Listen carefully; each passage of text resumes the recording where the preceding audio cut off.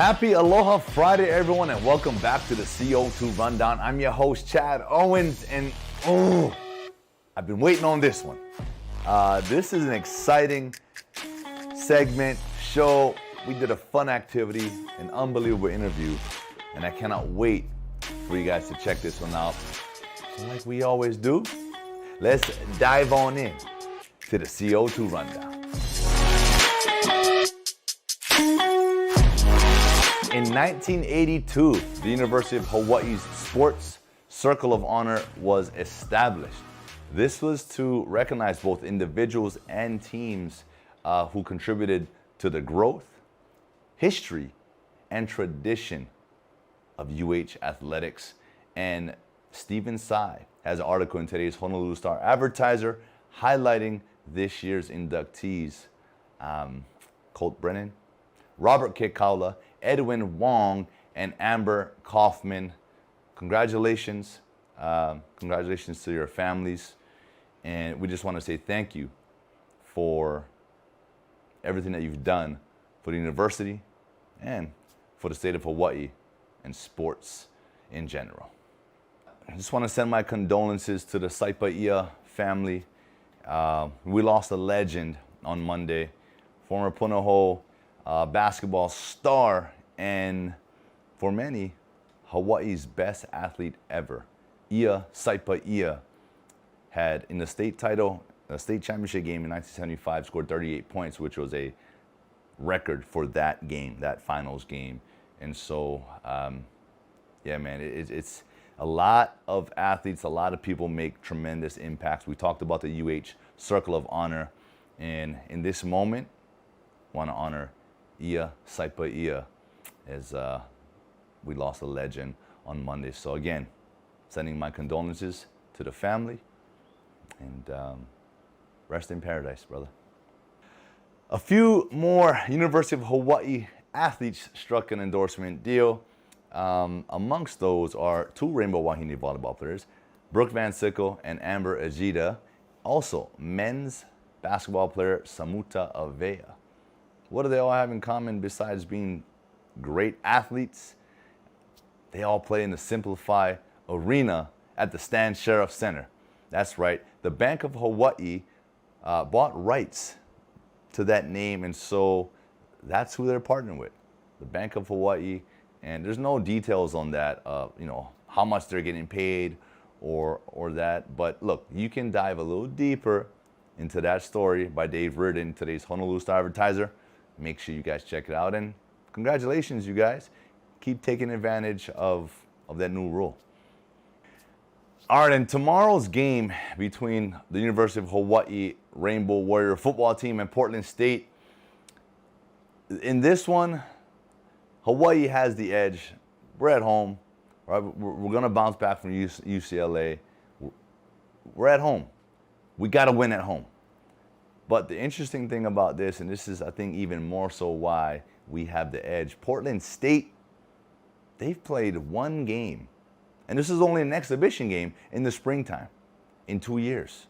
So their game day, game playing experience has been a long time coming. So for them, I know they're excited, right? But, man, experience goes a long way. And so we're going to pull for our boys. Right, but I, on the flip side, I'm happy to see a program being able to play again. I'm happy to see those guys, those players from Portland State have an opportunity to do what they love. So wishing both teams nothing but the best, having a healthy game, and at the end of the day, let's go Bows. And this is the moment I've been waiting for, and I'm going to dive right into this thing. I had an opportunity to sit with the Shoji Brothers, Olympians, all around, amazing people, and yeah, histories, man. These guys are part of legendary, Coach Dave Soji, right? His sons doing big things, and I had a chance to sit down with these guys and have a fun little activity or two. Check it out. Aloha everyone, Chad Owens here, and this is the CO2 Rundown. Man, I got the distinct pleasure of being here on this beautiful afternoon with the Shoji Brothers. I got Eric, Thomas, Shoji, we're going to talk about that in a minute. And I got Kavika. Tenafis. Shoji, I appreciate the assistance there because that's what I want to talk about, man. You got the Tenafis and Thomas as middle names. First of all, Tenafis. Like, tell us about that. That's my mom's maiden name. It's Norwegian background. You're going to have to bring them on the show next to ask why I got all of the exotic cool names. Well, you got a couple honks for that because that's hella cool. Thomas, pretty just standard? Just third kid. They forgot about me. They didn't get too creative. They didn't get too crazy. With you. Well, look, man, guys, Shoji.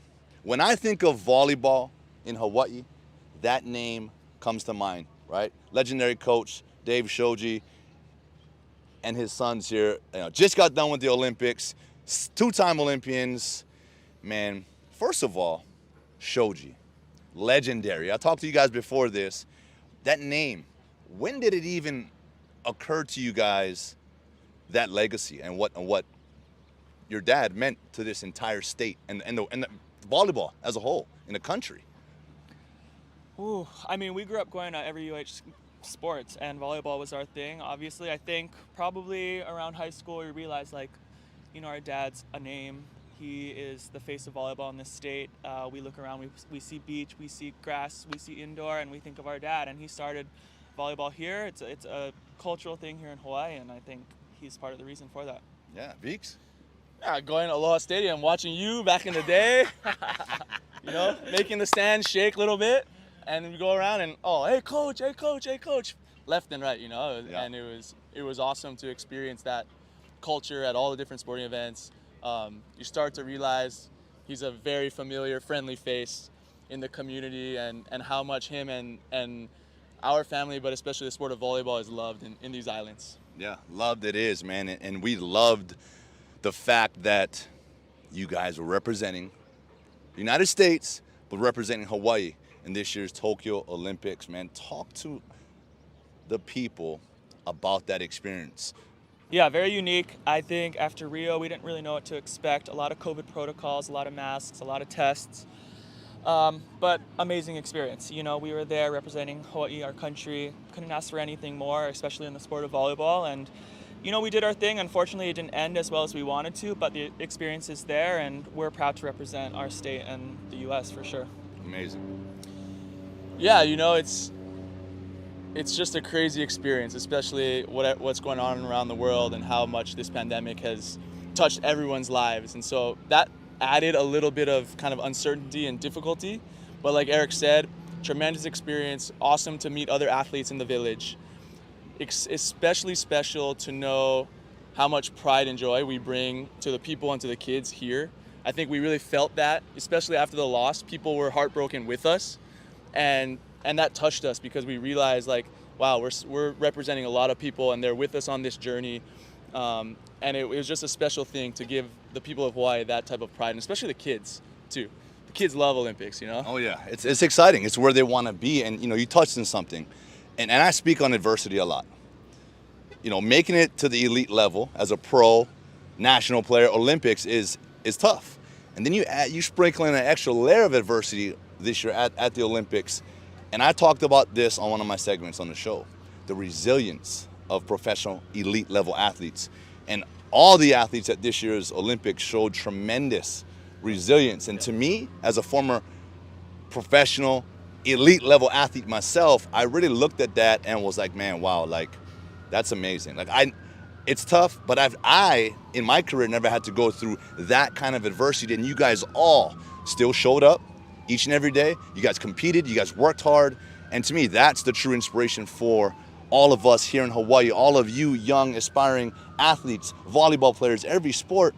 It takes resilience, and it takes a tremendous focus and mindset to get to that level, and even at that level, you're gonna experience difficulties. So just wanted to commend you guys on that, man, and we appreciate you guys, and we're so proud of that.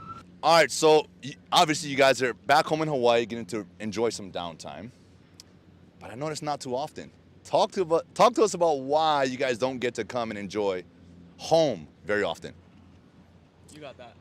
Okay, we both play professionally overseas because that's where we make most of our money. We don't have an indoor professional league in America, so we all go overseas to Asia or Europe.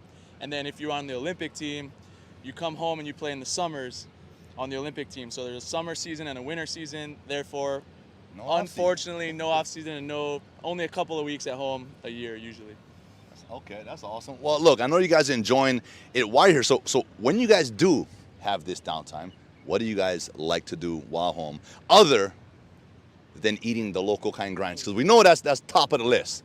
That's a great question because Nothing else. this guy Nothing else. this guy spends half a day doing his TikToks on local foods. TikToks? Eric, how can they follow you? Let them know, because I heard you got about 300,000 followers and you are a guru on TikTok. What is it? Hi everyone. You can follow me on TikTok at the libero, like my position in volleyball. Yep. The That's it. libero. No, You think? libero. No, He's it's the only the- one out there in the whole world. The libero. Wow, I love it. That is the name. Okay, well, other than doing TikToks and eating local foods, what else is there, Veeks? We got the beach. I got the golf courses. I like that in my downtime. Clears the head a little gotta go bit. play. Let's go. Okay. Next episode. Oh, they want to be back on. We will see them back on because there's golf, there's ping pong we were talking about. There's a lot of things we're going to be doing together. We got some other stuff coming. We got some other stuff today. coming. And speaking about what's coming, what's next? You guys are headed to Turkey, Yep. right? I'm going to go play in the Turkish league over there. I'm contemplating retirement in the next year or so. We'll see. But so if you got a job out there, let me know. Hit them up. And Eric, you are going to be getting ready. You're still in the grind mode. You're in it. You got another Olympics to prepare for, which is coming up in 2024. Yeah, like Kavika, I'll be heading to Poland this season for my 10th professional season. Kavika's going on 12. Woo! 3 years to Paris, so gonna keep grinding, going for that, and hopefully making that one. Man, that's unbelievable. Well, look, man, enough talk. I know you guys are waiting. You guys seen the volleyball court behind me. It's the beach volleyball. We out here. We're going to see how elite He is. I can be in volleyball. I've been talking that to these boys, so I got to get it. That's it. So let's jump on into the sand. Let's go. get it.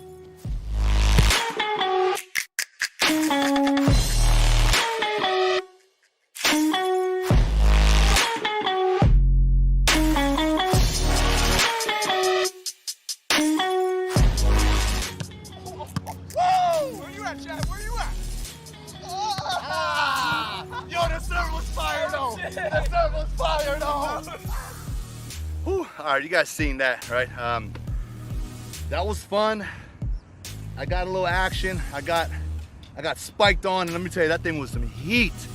But we're gonna transition into something where I think I have a little bit better chance. Spike ball.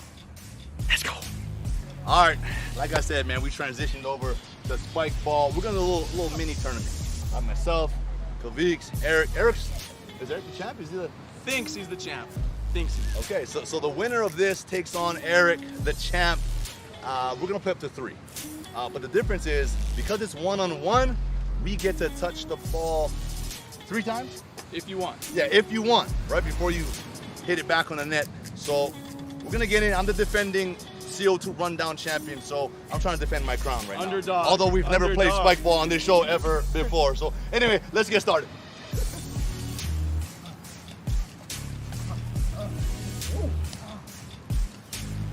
Oh yeah!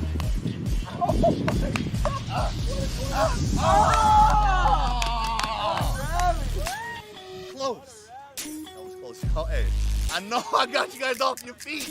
That's what I do, baby.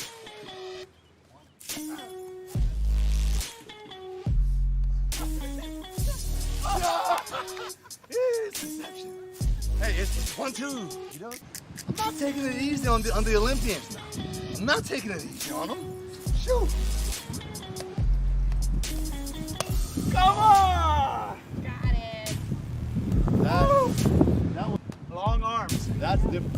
Hey, he literally came around. He noticed I was stuck in that spot. So the key to spike ball is you gotta move. All right, it's 2-1. I gotta force this. I gotta force this. Oh shoot!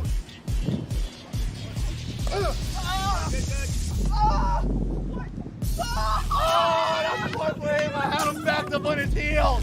I was like, ow. For those that don't know, double touch on the net. Double touch. No good. All right, look. Let the Joe get out of this thing and let the pros show you guys how it's done.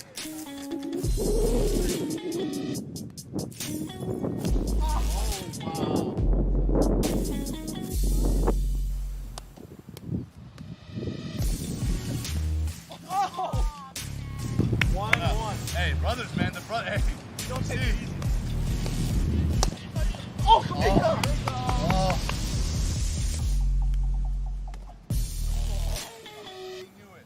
Oh my God! I don't know if you guys know this, but I saw the difference. The confidence and the ability to really spike that thing, you know, like he does this every day. You know, myself, Deeks, we kind of had to almost finesse it to make sure we get on the net, but the champ himself, the Libero, Eric Thomas, Shoji, showed everyone why he's the spike ball champ. Whew, man, hey, look, I just want to thank the Shoji Brothers for coming up and showing out today on the CO2 Rundown. Guys, thank you so much. The champ, Beeks, we got to let them know how to follow you. I'm at KShoji7 on all my social handles. Come and reach out. Wish you guys all the best. Let's go. Thank you guys so much. And guys, good luck, man. See you next time. Let's go. Let's go. And that is it for today's show. I want to thank you all so much for tuning in. I had a blast on this Aloha Friday segment. Hope you guys enjoyed that Shoji segment. I had some fun with you boys. Thanks, guys, again, man. I had a blast out there. Literally had a blast. And look, I hope you guys are going to enjoy your Labor Day weekend. I'm off on Monday. So what that means, I'm going to see you all come next week, Hump Day Wednesday. Aloha.